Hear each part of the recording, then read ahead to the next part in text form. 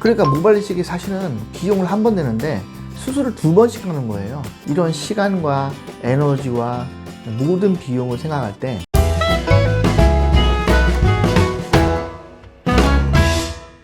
모발 이식이 다른 일반 성형 수술에 비해서 가격대가 조금 높은 편이잖아요. 네.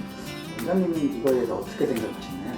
그러니까 모발 이식이 비싸다 그 말씀이신 것 같은데, 저는 이제 수술을 하는 의사 입장에서 볼 때는 노동 강도라든지 시간이라든지 이런 걸 생각해 보면 모발 이식 비용이 이렇게 비싸다고 생각되지는 않아요.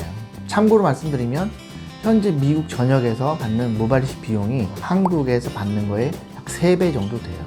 그들하고 제가 수술도 같이 해보고 이렇게 얘기도 많이 해봤는데 수술의 퀄리티가 우리나라만큼 좋지 않아요. 굉장히 느려요.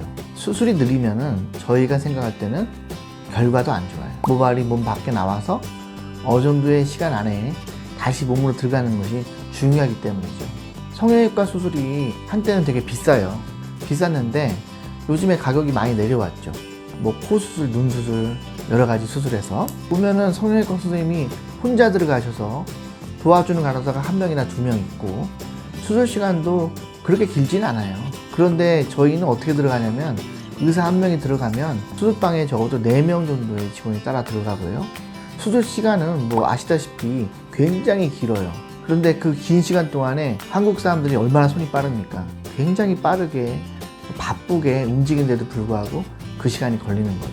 그래서 제 생각에는 엄청나게 많은 병원들이 지금 저가로 해서 막 이렇게 광고를 하고 있지만 더 이상 내려가지 못하는 이유는 이런 시간과 에너지와 모든 비용을 생각할 때 적정선이라는 것이 좀 모발 이식은 높지 않나 생각이 돼요. 그래서 모발 이식 비용이 비싸다 이런 내용들이 나오고 있는데 수술하는 입장에서 보면 그렇게 비싸다고 생각되지는 않는다. 오히려 다른 나라에 비해서 굉장히 저렴하고 빠르게 수술을 해내고 있고 수술 결과도 되게 좋다 이렇게 말씀드릴 수 있을 것 같아요. 앞으로도 더 좋은 수술을 위해서는 그 정도 비용은 필요하다라고 저는 생각됩니다. 아까 말씀하셨을 때 수술 팁에 대해서도 말씀하셨는데요. 이분들은 뭐 특별한 기술이나 뭐 이런 건 필요가 없나요?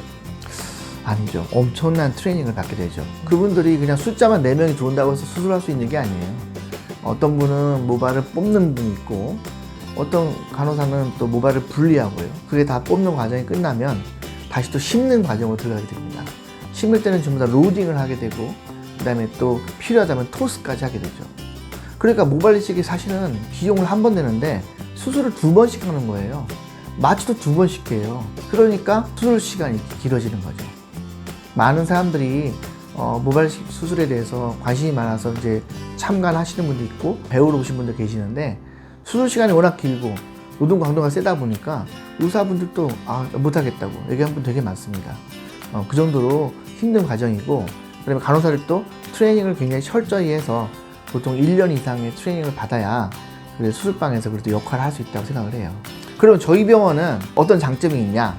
저희는 일단은 직원들이 많이 바뀌질 않아요.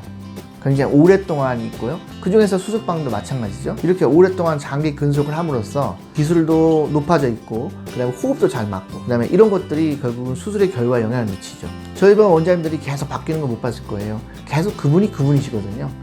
그만큼 수술했던 환자가 믿고 다시 병원에 올 수도 있고 장기 근속하는 직원들이 많다는 얘기는 그만큼 병원이 안정적이고 좋은 수술을 해낼 수 있는 그래도 기본이 돼 있다는 겁니다. 그래서 저희 병원의 장점이라면 직원들이 바뀌지 않고 지속적으로 연구를 통해 가지고 테크닉을 익히고 그 다음에 수술 결과를 좋게 만들고 있다는 겁니다.